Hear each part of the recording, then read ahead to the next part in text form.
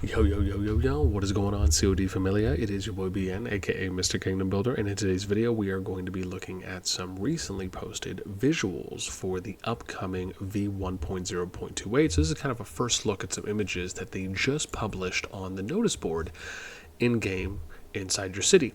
As always, if you enjoy the content, make sure you throw us up, because it helps out a lot. So we're going to look over some of these images, take a peek, if you will, share with you some of my thoughts, and of course, let me know what you guys think in the comments down below. So we have the first one up, which is Clash of Champions. Now, this was the Clash of Clans mode / Sunset Canyon from Rise of Kingdoms. Basically your 1v1 type mode, right? Tournament of Champions.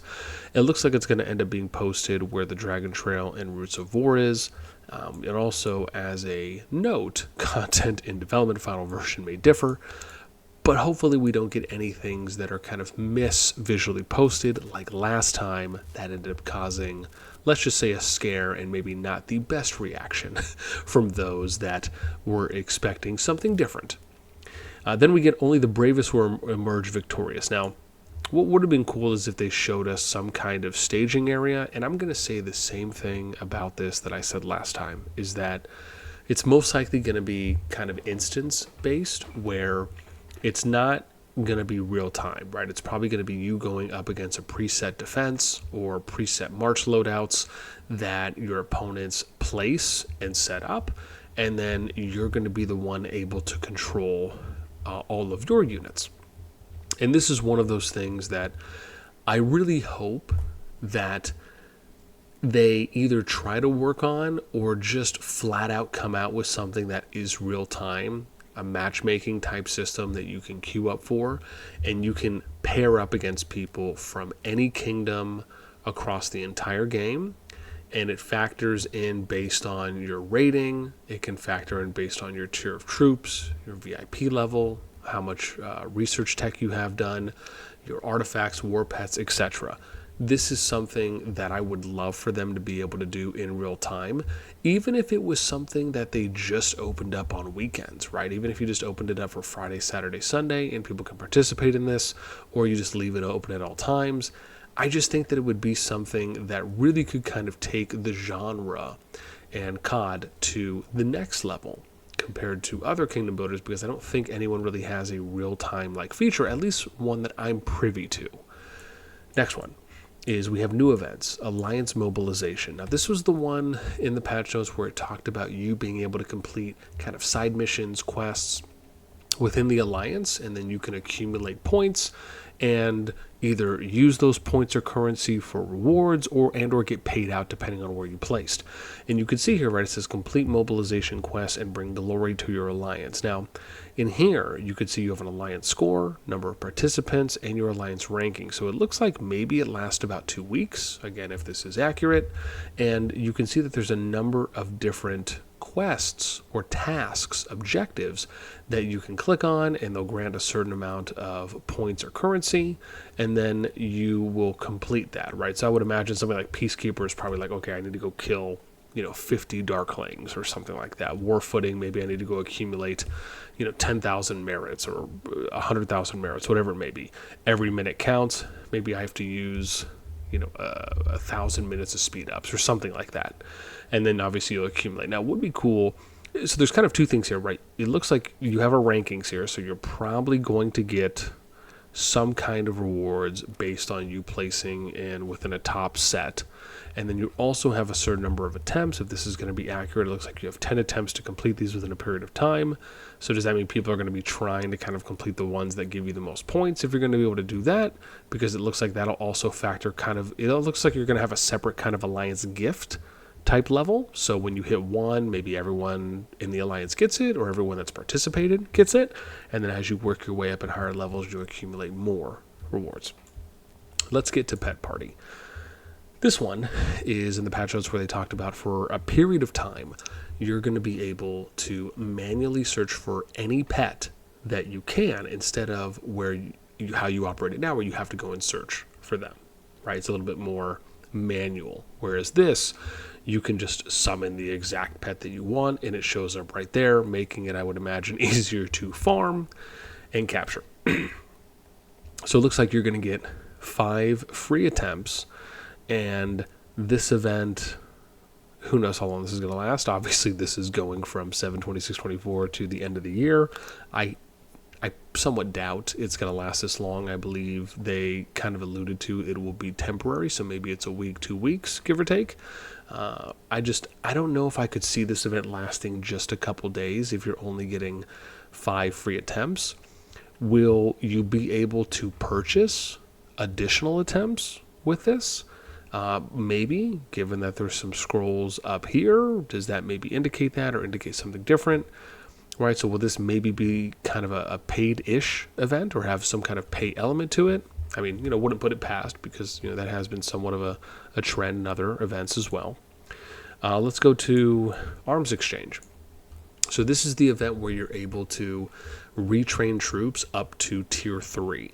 So you can't do it for Tier 4 or T5 troops, but up to T3, so 1, 2, and 3, you can exchange troops. So let's say, as an example here in the image, you're exchanging swordsmen for more ballistas, right? You see there's a transform amount. It doesn't look like there's any limits.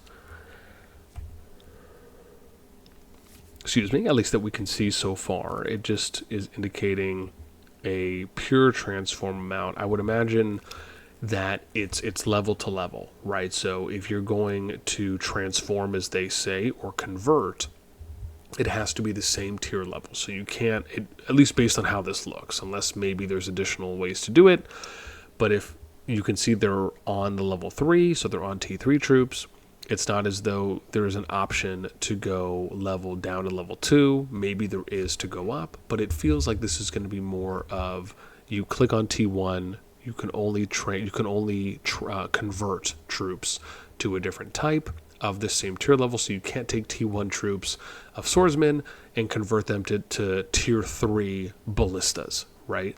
You can improve troops of the same type like you can typically do in your barracks, but you cannot do that on the Arms Exchange. At least that's how it looks, and I would imagine.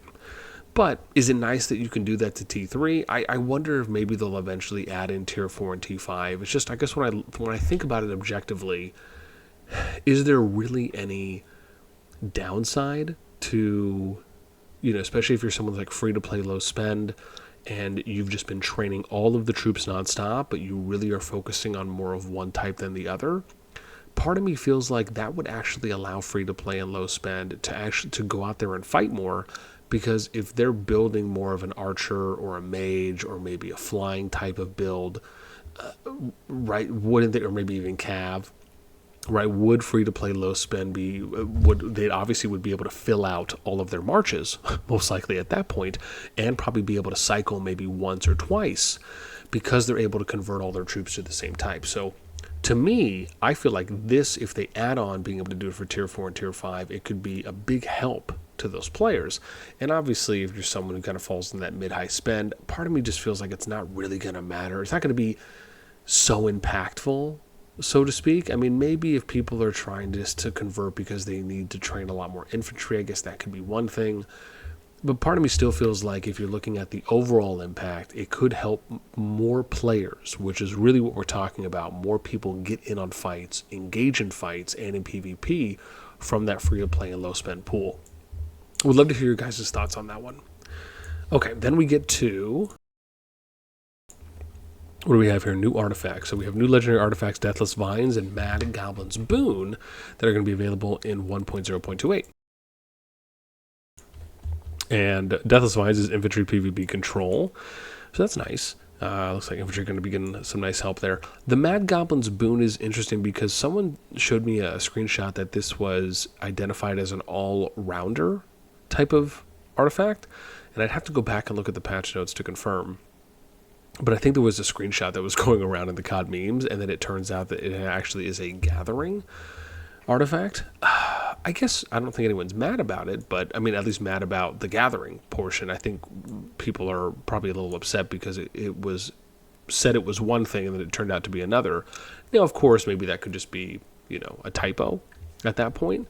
Maybe it was a visual that just wasn't swapped out or wasn't double checked.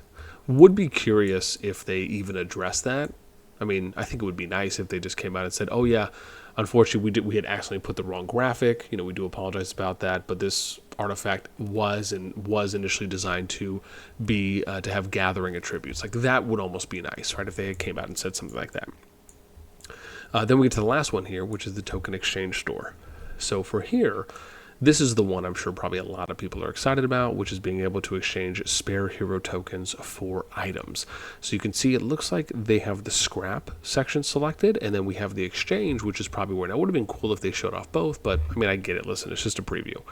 And so you can see that they have a limit as well. So it looks like you can exchange, let me see what the time, so there's a window, and I wonder if this is going to reset or if it's just for the entire day, because this feels like it's a 3-day event.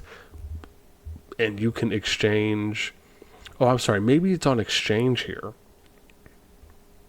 I'm tripping. I thought maybe it's scrapped because it's not highlighted, but maybe we are actually on the exchange tab. If that's the case, this looks like items that you can buy from the exchange store after you scrap. So I guess maybe it makes more sense for them to show what the actual rewards are here. But there is a limit. So you can get 30 G3 legendaries if this is accurate. You can get 20 legendary medals. You can get 50 epic tokens. Looks like we can get 40 gold keys, 40 artifacts. We get, what is it, transmutation items for the war pets. Looks like 80 if I can read that. And my eyesight is not going out on me right now. Looks like 80 hours worth of speed ups you can get, 200 bucks, 200 arrows. Too bad they didn't add in more here. But I mean, I don't know, 200 just seems really small, especially when you think about most people kind of getting to later levels and it's thousands, if not hundreds, and then going up to thousands. And then it looks like you can get 1,000. This is an optional level 1 chest, possibly. And I wonder if you can scroll or look at anything else. So I'll say this, right? If you're scrapping it, you're getting the currency and then you're going to be used. But how often is the token exchange store going to come around? If you're limited, it's probably more of, I mean, do we think there needs to be a limit for certain things? Probably, maybe initially, so that way people aren't kind of going YOLO brick squad all over. But how often will the event for the exchange store come back around? Especially if you think about a lot of the players that probably have an abundance or a surplus of extra resources that they can't wait to scrap. And even if they bought out everything in the exchange store, which to be honest, I would imagine most people probably will go for what? Probably the G3 legendaries. I would imagine maybe the keys, probably the transmutations, probably I mean, these are universal speed ups, so it could be that as well. And then maybe some of and I'm talking like once you get to like more mid-late game, it feels like you'll probably prioritize certain things, and then it probably even gets a little bit more finite than that. I'd love to hear what you guys think, right? What do you think about the rewards so far? And which ones, if you are kind of late game, because I'd have to imagine once you scrap a lot of your extra resources, you're probably going to have a lot of points. And maybe the amount of things you'll buy in the exchange store could equal out to 1%, right? Maybe 1 to 5% of what your actual exchange currency ends up being. I mean, I have to imagine for some people they're probably going to have a lot. With that in mind, that is going to do it for me. Would love to know what you guys think, as always, in the comments down below. That's going to do it. As always, until next time, we'll catch you later.